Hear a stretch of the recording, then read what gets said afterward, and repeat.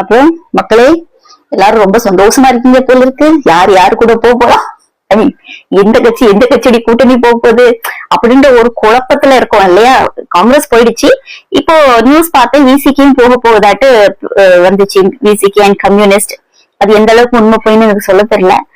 And திரும்ப உங்க மேல ரொம்ப மரியாதையும் ரொம்ப நம்பிக்கையும் வச்சிருக்கோம். ஏன்னா சனாதனத்தை எதிர்த்துக்கிட்டே இருக்கக்கூடிய ஒரு ஆளு. இந்த இந்த எலெக்ஷன் இருக்குல்ல, ரொம்ப ஒரு ஆச்சரியமான ஒரு எலெக்ஷன் அண்ட் ரொம்ப ஒரு கன்ஃபியூஸ்ட் மோட்ல இருக்கக்கூடிய ஒரு எலெக்ஷனா இருக்கு. இப்போ விஜய் 108 இடத்துல ஜெயிச்சிருக்காரு. நிறைய இடங்கள்ல ஒரு ஓட்டு வித்தியாசம், 25 ஓட்டு 20 ஓட்டு வித்தியாசத்துல எல்லாம் இருக்குன்னு வச்சுக்கோங்க, அது வேற. பட் பவள விழா பாப்பா கிட்ட கூட்டணியை வாங்குறாரு. அப்புறம் அதிமுக போய் பேசியிருக்காரு. பழனிசாமி வீட்டுக்கு போயிருக்கிறதாட்டு இன்னைக்கு பேச்சிருக்கு. இப்ப அவரு எடப்பாடி ஐயா சப்போர்ட் பண்ணாரு அப்படின்னா, ஆல்ரெடி அதிமுகவும் பாஜகவும் அபிஷியலி தேர் கனெக்டட். அவங்க கூட்டணி. இப்போ இவரு கூட்டணி வச்சாருன்னா, இப்ப இவங்களும் தாவேக்காவோட போய் கூட்டணி வச்சாங்க அப்படின்னா, அந்த கூட்டணிக்கு கூட்டணி இது என்னடா கூட்டணி?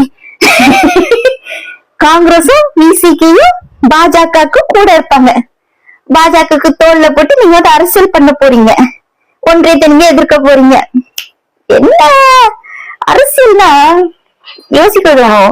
நீ காலையில எனக்கும் என் ஹஸ்பண்டுக்கு பயங்கர பிரச்சனை. இந்த மாதிரி ஒரு கேள்வி கேட்டாங்க, எனக்கு கோவம் வந்துருச்சு. அதே மாதிரி திமுக கூட்டணி வைக்கும் அப்படின்னு கேட்டேன். ஆனா விசிகாவே கூட்டணி வைக்குதுன்ற மாதிரி ஒரு வார்த்தை வர்றது ரொம்ப ஆச்சரியமா இருக்கு. எந்த அளவுக்குன்னு தெரியல.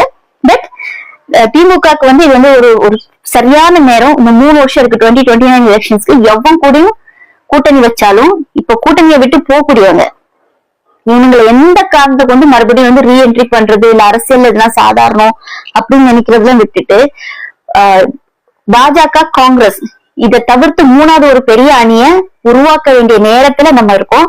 இன்னைக்கு இந்த டீலிமிட்டேஷனையும் இந்த அளவுக்கு தவிர்த்தெறிஞ்சது ஸ்டாலின் அப்படின்ற ஒத்த பர்சன் தான். இன்னைக்கு இங்க பஞ்சாப்ல உள்ள சிஎம் எலெக்ஷனுக்கு பிரச்சாரம் பண்ண வந்ததா இருக்கட்டும், அரவிந்த் கெஜ்ரிவால் வந்ததா இருக்கட்டும், இவங்க எல்லாம் அந்த அளவுக்கு ஒரு மரியாதை வச்சு இருந்ததுனால்தான் மாற்று கட்சிக்காரங்க வந்தாங்க. சோ என்ன ஒரு மாற்று அணி நிச்சயமா தேவைப்படுது. அதற்கான வேலைகள் திமுக செய்ய வேண்டிய இடத்துல இருக்கு. ஆனா அதுக்கு கூட ஒரு ஃப்ரீ டைம் இருக்குன்னு வச்சுக்கோங்களேன். இப்ப எதிர்கட்சியா கூட நல்ல விஷயம் தான். இன்னொரு நல்ல விஷயம் அப்படின்னு பாத்தீங்கன்னா, உங்களுக்கு எதிர்கட்சி தலைவரா இருக்க போறது எங்க உதயன் தான். சோ ஸ்டாலின் ஐயா மாதிரி சின்ன பசங்க கிட்ட எப்படி பேசுங்க, அவருக்கு ஒரு மரியாதை இருக்கு. ரொம்ப மரியாதையா அரசியல் பண்றது ஒரு பெரிய பிரச்சனையா இருக்கு இருந்துட்டு இருந்துச்சு.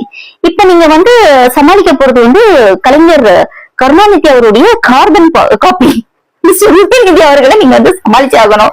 சோ இங்க சட்டசபை வேற லெவல்ல இருக்க போது அதெல்லாம் நாங்க பாக்குறதுக்கு ஆவலா இருக்கும். சோ நாங்க எதிர்கட்சி தான்றது ரொம்ப தெளிவா தீர்மானமா முடிவெடுத்தோம். எங்களுக்கு இந்த குதிரை வேற வைக்கிறது, இவங்கிட்ட போய் நீ சீட்டை புடிங்கிட்டு வான்னு சொல்றது, அவங்ககிட்ட போய் சீட்டை புடிங்கிட்டு சொல்றது, கூட்டணி கூட நீ போகாதன்னு சொல்றது, இந்த வேலை சோழியே எங்க கிட்ட கிடையாது. அது நாங்க பண்ண போறதும் கிடையாது. சோ மக்களே, திமுக மக்களே, this is right time. 2021 Vilavancode தொகுதிக்கு கேண்டிடேட்ஸ் அனௌன்ஸ் லேட் ஆயிட்டு இருக்கும் போது நான் என்னோட முன்னாள் அமைச்சர் கிட்ட போய் நானே டைரக்டா பேசி நிறைய பேர் பேசியிருக்காங்க. அதை திமுகக்கு எடுப்போம். ஏன்னா திமுகக்கு எப்படின்னா, நீங்க பத்மநாபுரம் தொகுதியில பேசினது மேற்கா பொறுத்த வரைக்கும் கழுதைக்கு வால்ல சின்னத்தை கட்டி வச்சாலும் அந்த கழுதை ஜெயிக்கும் அப்படின்றது அந்த அளவுக்கு திமுக ரொம்ப ஸ்ட்ராங்கா இருக்கக்கூடிய ஒரு இடம். சோ திமுக எடுப்போம்னு நினைச்சோம். ஆனா அவர் விடல, பண்ணல. ஏன் பண்ணலன்னு எனக்கு தெரியல. இப்ப இந்த மேலூர்ல கூட இப்படிதான் ஆச்சு, இழுத்து அடிச்சுட்டு இருந்தானுங்க. சோ காங்கிரஸ்க்கு பழகி போயிடுச்சு. அப்புறம் பார்த்தா விஜயதரணி வேற இடத்துல போயிடுச்சு, சோன் நிறைய நடந்துச்சு.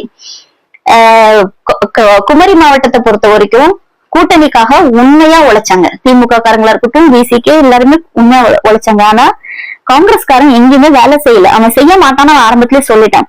இதுக்கெல்லாம் வாயில மண்ணு போட்டுட்டு மிஸ்டர் பப்பு. சோ அந்த பப்பு இன்னைக்கு கப்புவா போறது உறுதி. இந்த பப்புவோட கனவு பப்புவா பருப்பாவே போறதுன்றது உறுதி. பூசம் புத்த பருப்பா போகுது. That's different story.